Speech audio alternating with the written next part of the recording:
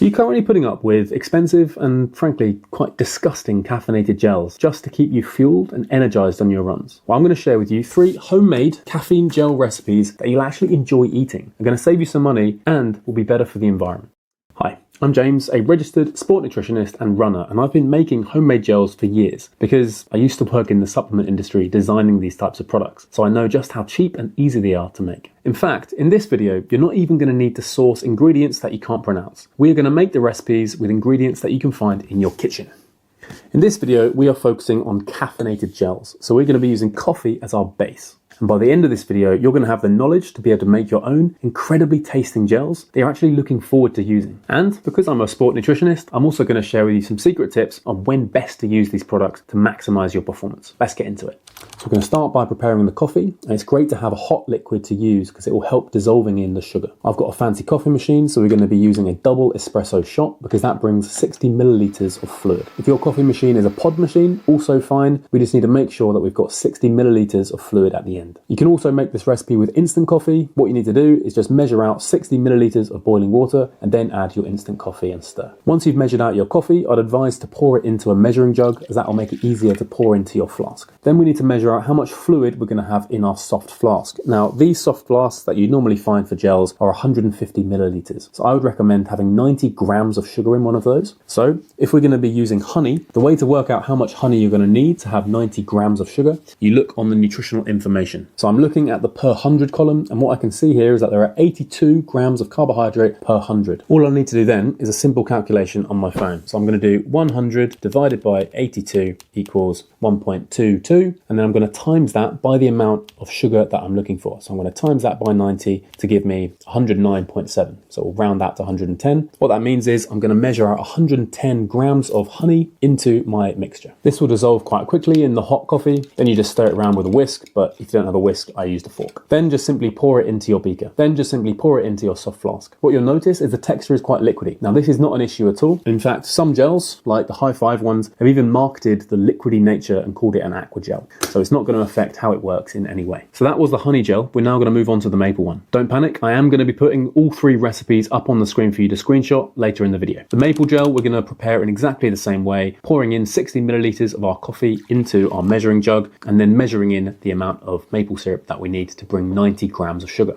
To work out how much is 90 grams, again, we're going to look at the nutritional information. So I've found here that there's 65 grams of carbohydrate per 100 in maple syrup. So what we need to do, again, is go on my phone, open up the calculator, and then I'm going to do 100 divided by 65, and then I'm going to times that by the amount of carbohydrate times 90 that we want to have. Therefore, it's going to be 138 grams. So I need to measure out 138 grams of maple syrup into my beaker. Just like the honey, that's going to dissolve in really well. Give it a little stir and then pour it into your soft flask. For the final recipe, we're going to be using table sugar, and this will probably be the cheapest option. So we're going to prepare it in exactly the same way, 60 milliliters of coffee, and then we're going to stir in the amount of sugar that we need. The maths is quite easy on this one because sugar is 100 grams of sugar per 100. So I'm simply going to measure in 90 grams of table sugar into my beaker, give it a stir, and then pour it into my soft flask. So empowering clients with the knowledge on how to make their own sport nutrition products, be it gels or drinks, is just one of the things that I do as part of my Performance Accelerator coaching program. So if you're really low energy, or you're fatigued, or you're not recovering well from all the running that you're doing, maybe you eat well, but actually it's just not specific enough to your training volume, and you want to try and optimize things, and you might want to consider my coaching program. I'll put a link in the notes for this video for you to check that out. A question I sometimes get asked is, can you use these gels if you're looking to fuel with over 60 grams of carbohydrate per hour? And the short answer to that is yes.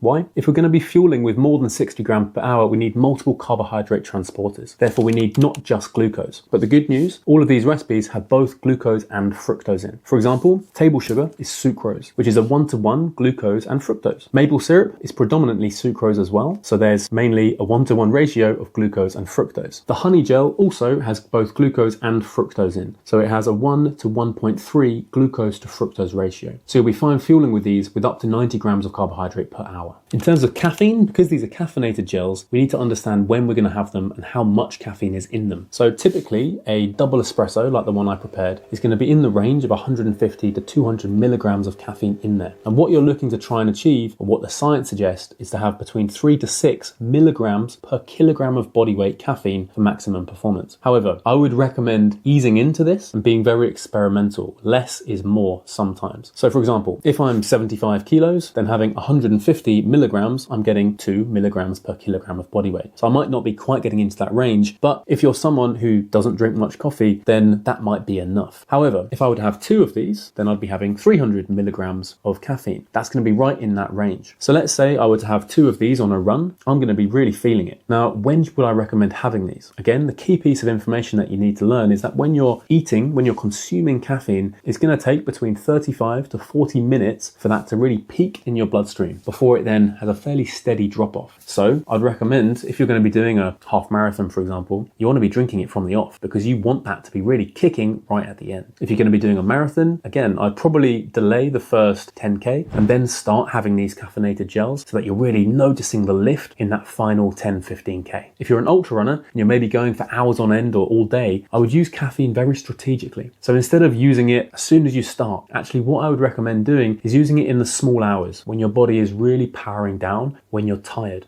Be reactive with caffeine so that you actually notice the lift and get the real benefit. If you're wondering which soft flasks are best or which ones to use, so I'd recommend using one that is 150 milliliters. Most of the ones out there are about that size. So instead of recommending a soft flask that's really expensive and I'm gonna get some kickback, instead what I'm gonna do is send you the keywords that I want you to type into Google or Amazon so that you can find your own. I'd recommend one that is 150 milliliters, but other than that, they're all fairly similar. So select one that you like the look of and that's within your budget. The keywords that you need to type in are refillable energy gel soft flask. That should bring up a range of different flasks. Here are all 3 recipes for you on the screen right now, so grab that screenshot so you know what to make when you're going to be making your own gels. Each of these contain 90 grams of carbohydrate and they all fit into a 150 milliliter soft flask. What about different flavored gels, James? Well, good news, I have another video explaining exactly that topic with a range of different flavors to try. I'll put a link on the screen now so that you can check that out and I'll see you in the next video.